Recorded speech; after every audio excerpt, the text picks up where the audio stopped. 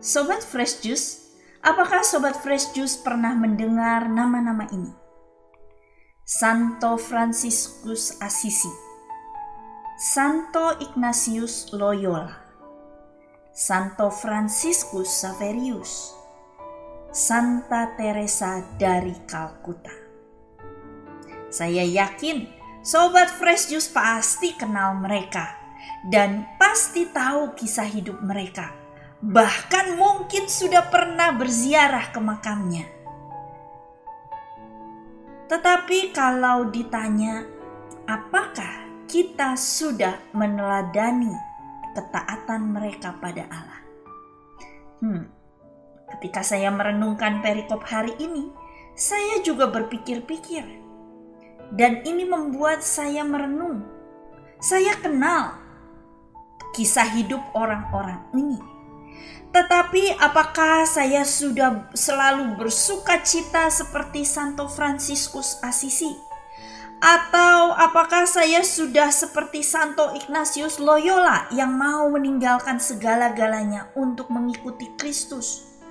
Atau apakah saya sudah seperti Santo Fransiskus Xaverius yang pantang menyerah walaupun menghadapi banyak hambatan di tanah misi? Atau apakah saya sudah seperti Santa Teresa dari Kalkuta yang mau memberikan hidupnya untuk melayani orang-orang termiskin dari yang miskin? Sebetulnya ini yang lebih penting, meneladani para orang kudus. Bukan sekedar mengenal atau berziarah atau memperingati hari perayaannya, tetapi meneladani ketaatan mereka kepada Allah. Dan itulah yang Yesus tegur dari para ahli Taurat dan kaum Farisi dalam bacaan kita hari ini. Halo Sobat Fresh Juice baca, sebetulnya perikop ini cukup panjang dan berisi banyak teguran Yesus kepada mereka. Tetapi kita cuma membaca sebagian kecil dari perikop ini, dan secara khusus hari ini yang Yesus tegur adalah bagaimana para ahli Taurat dan orang-orang Farisi itu membangun makam untuk para nabi. Padahal yang membunuh nabi-nabi itu adalah nenek moyang mereka. Nabi Elia, Nabi Elisa. Ahli Taurat dan kaum Farisi ini juga sangat mengenal nabi-nabi itu, bahkan mungkin memperingati hari perayaannya.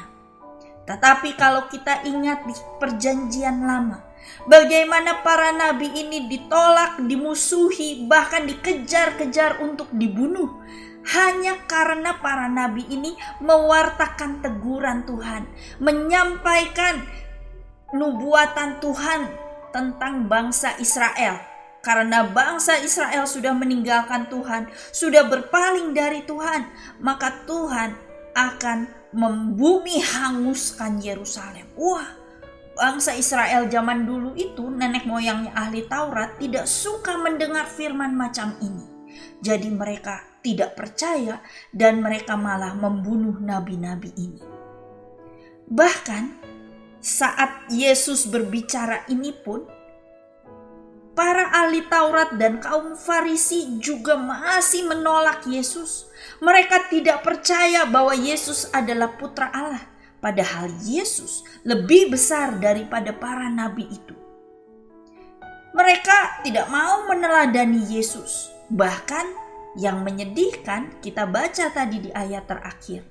Mereka terus-menerus mengintai, mencari cara untuk menjatuhkan dan membunuh Yesus.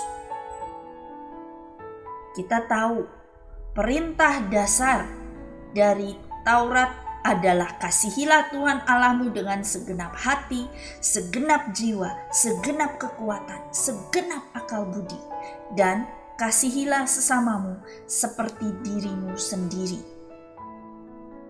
Tetapi ternyata para ahli Taurat dan kaum Farisi ini tidak mengasihi sesama, malah mereka berusaha menjatuhkan Yesus.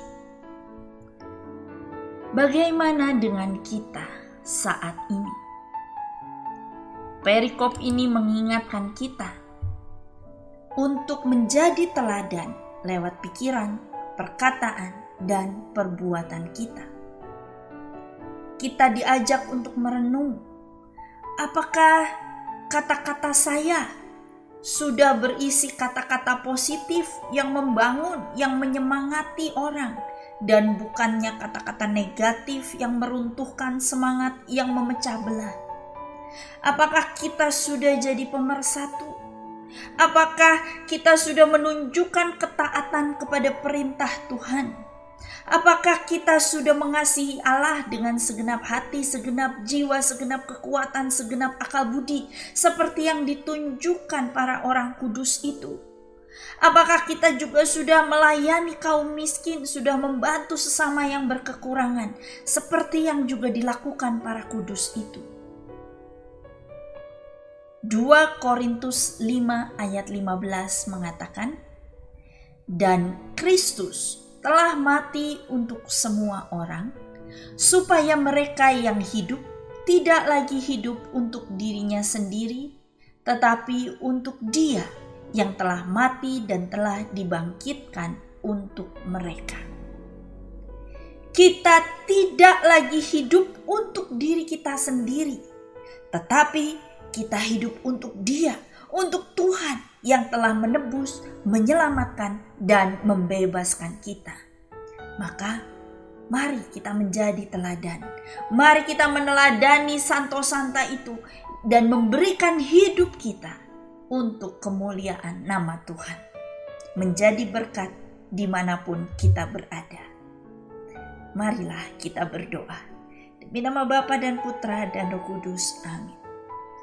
Bapa di surga, kami bersyukur untuk para orang kudus yang telah memberikan teladan hidup yang luar biasa. Mereka telah menunjukkan cinta yang besar kepadamu dan kepada sesama. Beri kami kekuatan untuk bisa meneladani mereka, untuk juga mengasihi Engkau dan mengasihi sesama kami lewat pikiran, perkataan, dan perbuatan kami. Terima kasih Tuhan, demi Kristus Tuhan dan pengantara kami. Amin. Demi nama Bapa dan Putra dan Roh Kudus. Amin.